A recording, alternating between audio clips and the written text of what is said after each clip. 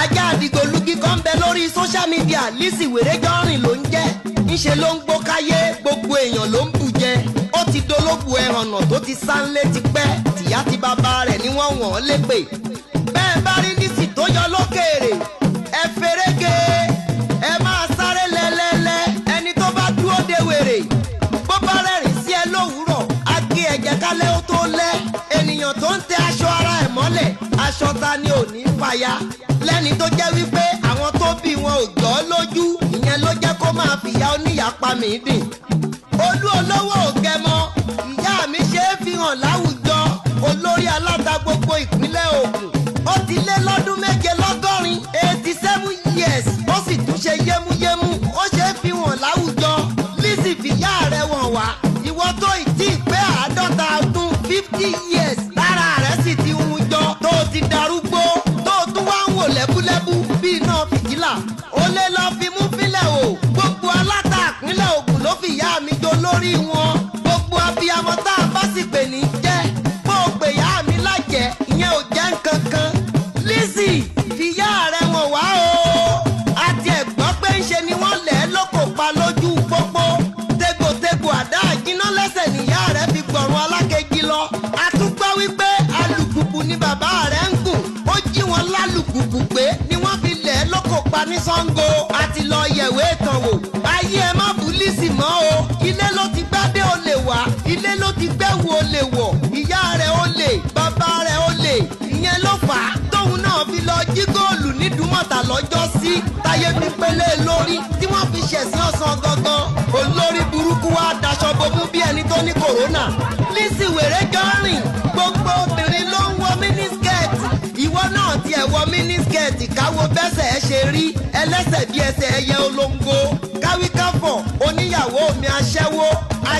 ọlọ́mọ tó ń bímọ Harijan ló wà lọ́ọ̀dẹ̀ mi àkúkú ní máa wo wèrè kó sùn kú ìyá ẹ̀ jẹ́ ńlá ṣe ń ké tantan tá n bá wọ kẹ́yìn ajá rẹ̀ gbogbo kẹ́ ẹ lè fà á létí ẹ̀yìn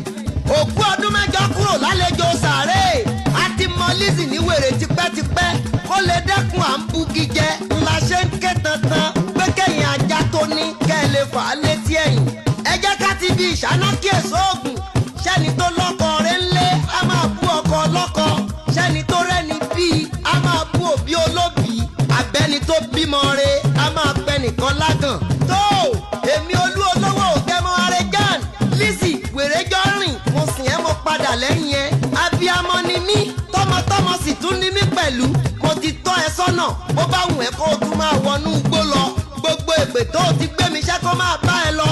èpè tó o gbéyàwó mi ṣẹ́ kó máa bá ẹ lọ èpè tó o gbéyà mi ṣẹ́ kó máa bá ẹ lọ èpè tó o gbọ́mọ mi ṣẹ́ kó máa bá ẹ lọ èpè tó o gbé gbogbo olóore àtọ̀wọ́n ọ̀rẹ́ mi ṣẹ́ kó máa sìn ẹ́ rebikíbi tó o bá ń lọ torí pé ibi tí ọ̀gẹ̀dẹ̀ bá wọ́ sí ibẹ̀ ní rà á sí olú olówó ògẹmọ Harijan Lizzy mo ti sìn ẹ́ ó di gbére o ó dàbọ̀.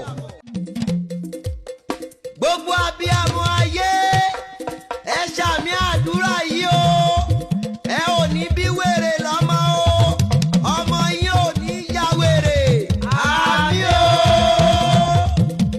ìyá ọmọ yìí dá ọmọ wò ìyá ọmọ yìí dá ọmọ wò ìyá ọmọ yìí dá ọmọ wò ìyá ọmọ yìí dá ọmọ wò wọ́n ní Lizzy lórúkọ ẹ̀ wèrè ló ń jẹ́ bẹ́ẹ̀. ó mà ti wọjà ó ti ń bugi jẹ kò sẹ́ni tí ó lè bu ó máa ń parọ́ mọ́ wọn a máa búya oníyà abú bàbá òun bàbá ọmọ tí ò ní tìjú Lizzy olè ìyá Lizzy yìí dà ìyá Lizzy yìí dà ọmọ àbí pàbẹ́ ìyá wèrè yìí dà wọ́n ló ló pa bàbá ẹ̀ wọ́n ló ló pa ìyá ẹ̀ ọmọ ìrọ̀kìrọ̀ kò sọ̀rọ̀ tí ó lè sọ ó lẹ́nìkan ò lẹ́yìn ṣé wọ́n gangan lẹ́yìn ọmọ ẹ̀wọ̀n wà kárí Lizzy bàbá rẹ̀ dà ìyá ẹ̀ràn wà kárí tó lọ́ ń búya oníyà Lizzy ọmọ àbí ìpàdé ẹ má sọmọ Lizzy ẹ má sọmọ Lizzy ó lè ìdúmọ̀tà góòlù ló jí níbẹ̀ ni wọ́n bá mú lólè Lizzy ó máa ń parọ́ jayé ó máa ń lo fake life onífò lẹ́yìn ọrùn oníkúrú náà lábẹ́ ó tún gbọ́kọ lọ́kọ ó sọ di gbẹ̀wù dání ọkùnrin ló máa láya tó máa sanwó orí ẹ̀ Lizzy ló lọ lọ́kọ ó tún sanwó orí ẹ̀ ẹ má sọmọ Lizzy o ẹ má sọmọ Lizzy o ó lè ní Lizzy abanilójú jẹ́ ọmọ burúkú ni ọmọ àdánù ni Lizzy ẹ̀yin ọkùnrin gidi